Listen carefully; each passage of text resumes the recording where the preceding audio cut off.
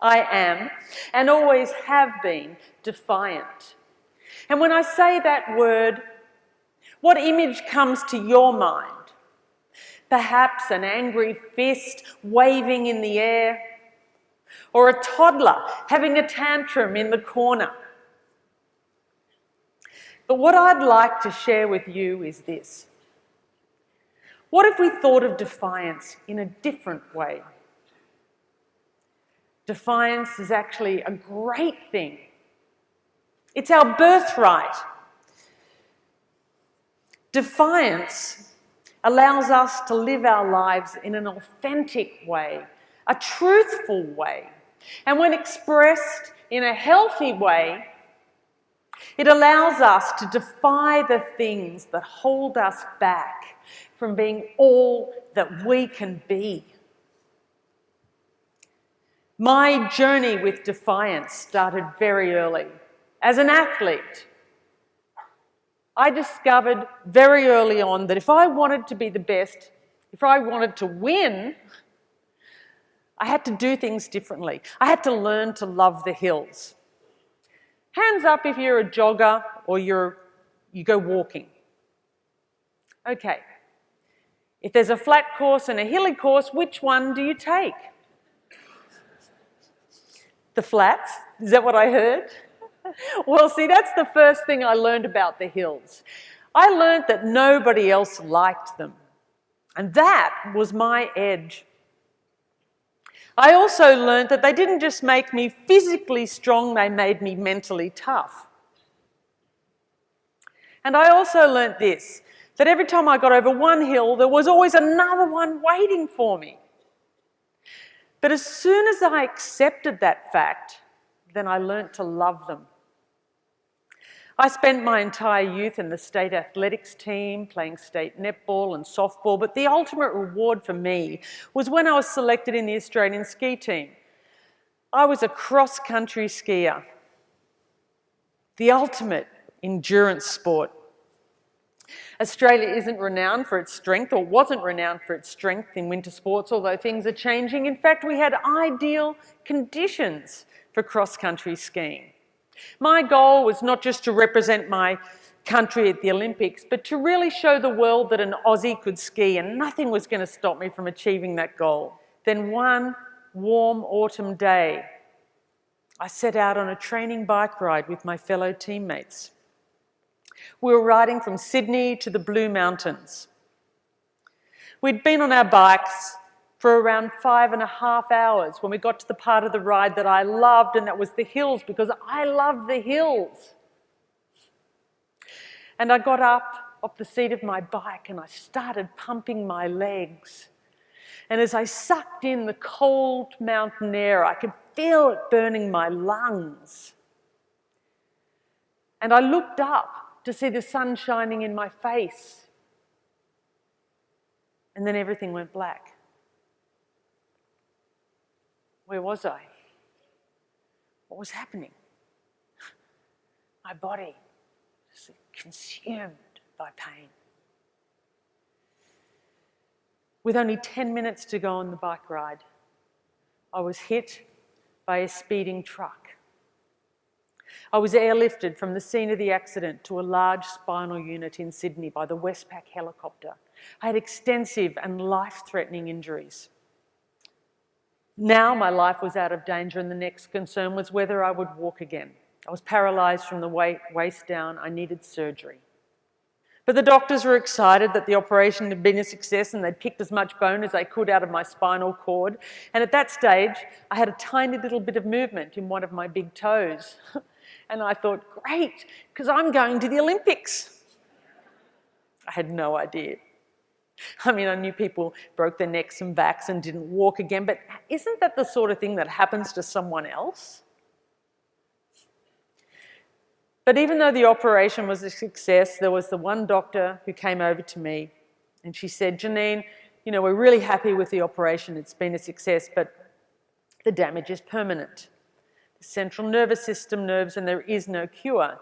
So even though we've made a solid fusion and we're hoping for the best, and we think that there is a chance that maybe you'll walk again with calipers and a walking frame.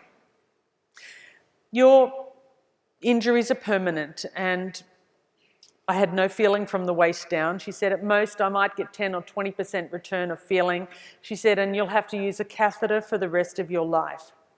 And then I remember very clearly her saying, you're going to have to rethink your life because you're never going to be able to do the things you did before. It's devastating news. Can you even imagine getting in your car to go to work and waking up paralysed in a spinal ward? I think it's everyone's worst nightmare. And for an athlete on their way to the Olympics, it was a nightmare. It was an absolute nightmare. And I kept thinking, if I close my eyes and wake up, I'll be back at home. And then came the moment to get out of bed. And I can remember the orderlies and the physios standing around me and lifting me up. I didn't know which way was up. And then standing me up on my feet. And I remember thinking, I can't wait till my feet are on the ground. And I looked down and I realised that they actually already were. I just didn't have and still don't have any feeling in my feet. But that didn't matter. They put me in the wheelchair, attached to my catheter bottle. And I can remember my father pushing my wheelchair outside of the spinal ward for the first time and having sun on my face. Oh my God, it felt incredible. Just something simple, like having sunshine on your face, felt so good. And I thought, how did I ever take this simple thing for granted? And I vowed that I never would again. But I wanted to go home and I wanted to start my journey, which was to learn to walk again. Something so simple. The head nurse at the hospital, we called her Sister Sam, she said, Janine, I want you to get ready, be prepared, because when you get home, something will happen. And I said, what? And she said, well, you will suffer depression. It happens to everybody. You see, in the spinal ward, you're just like everybody else, but you get home and it's going to hit you and you're going to realise how different your life is. And I said, not me, not Janine the Machine, which was my nickname. She said, well, just be prepared. And I got home and something happened. I realised that Sister Sam was right. You see, I'd lost so much weight in hospital. They say you lose a percentage of muscle mass for every day you're in hospital, so you can imagine being there for almost 6 months. I think I weighed about 5.5 stone. There was nothing left of me, just a bag of bones. Had no feeling from the waist down. I couldn't go to the bathroom. I was attached to a catheter bottle. I couldn't walk. And all my friends were off racing and skiing overseas, and I realised how different my life was. All I wanted to do was put my running shoes on and run out the door. I couldn't. Sometime later, sitting outside in my plaster body cast in my wheelchair, an aeroplane flew over. And the seed was planted. And I looked up and I thought to myself, that's it. If I can't walk, then maybe I can fly. And I turned around to Mum and I said, that's it, Mum, I'm going to learn how to fly. And she went, oh, that's nice, dear. Would you like another cup of tea? It sounded crazy, but this is all I had. So I said, pass me the yellow pages, and she did, and I looked up F for flying schools, and I rang the first one. I said, hi, I'd like to inquire about flying lessons, and they started to tell me about this thing called a TIFF, a trial instructional flight, and it sounded fantastic. And I said, well, I have to get back to you. You see, I have to get a friend to drive me out because I can't drive. Well, I sort of can't walk either, but is that a problem? There was a pregnant pause on the end of the phone. And they're thinking, we've got a nutcase here. And I knew what it was that I had to do. And I hung up and I rang up a friend of mine who lived in Victoria. and convinced him to come up. If he came up, he could come up in the aeroplane with me. Mum went out and bought me a big pair of baggy overalls, because that's all I could put on over this big plaster cast that wrapped around my entire torso. And weeks later, Mum and my friend Chris carried me out to Bankstown Airport that day and carried me inside. I couldn't stand up on my own. They were holding me. I held onto the counter, all 5.5 stone of me with the plaster cast sticking out like this. And I went, "Hi, I'm here for my flying lesson." And I can tell you, I didn't look like the ideal candidate to get a pilot's license. They took one look and ran out the back to draw short straws, like, who's going to get hurt? Finally, this guy comes out and goes, "Hi, I'm Andrew, and I'm going to take you flying." So he goes over to the runway. He gets a clearance from the tower. He applies the power, and we take off down the runway at Bankstown Airport. And as the wheels lift off the tarmac, with the most incredible sense of freedom. And we flew over that training area at Bankstown. And then Andrew said to me, "Right," he said, "You see those mountains over there in the distance?" And I went, "Yeah." He goes, "You take the controls and you head towards that mountain." And I took the controls. And I realised that I was flying towards the Blue Mountains, west of Sydney, where my journey had begun. And I was a long, long way from that spinal ward. And I knew right then that I was going to be a pilot. Didn't know how on earth I'd ever pass a medical. But I'd worry about that later. Andrew said, "Try a couple of turns left and right." So I turned a bit to the left. He goes, "No, a bit steeper." So a bit steeper to the left and a bit steeper to the right. And I looked in the back at my friend Chris, and he was going, "Oh my God." Andrew didn't let me land that day, which was probably just as well. Waved goodbye and thought he'd never see me again, but I had other plans. And I flew and I flew and I flew every moment I could. It became so important in many ways. One, because, well, when I was up and walking around, it was obvious that I walked funny and people stared all the time. But when I was in an aeroplane, I was just like everybody else. Nobody could tell that I walked funny. And it was also important because when you've had an accident or an injury, it's so easy to sit at home and let life pass you by. And I was way out of my comfort zone.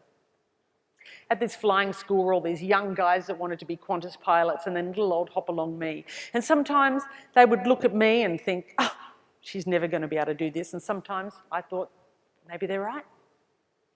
But there was something burning inside of me that said, just keep going. And I can remember going for my first solo. I can remember coming down and sitting in the aeroplane, and there was no one next to me, and thinking, gosh, how am I going to land this thing? You need a lot of leg strength to brake and land an aeroplane. And I remember coming down and sliding my feet up that pedal and having to use a different part of my legs, and I took the whole runway to do it, but I did it. So, what's it all about? What do we want in life? Money? Sure, money's great. A great car? Yeah. Big house? A great relationship? Of course, they're all wonderful things. But I believe that what we really want in life is to know that our life counts. Wouldn't you agree? To know that our life matters and what we do makes a difference. I think that's what we want.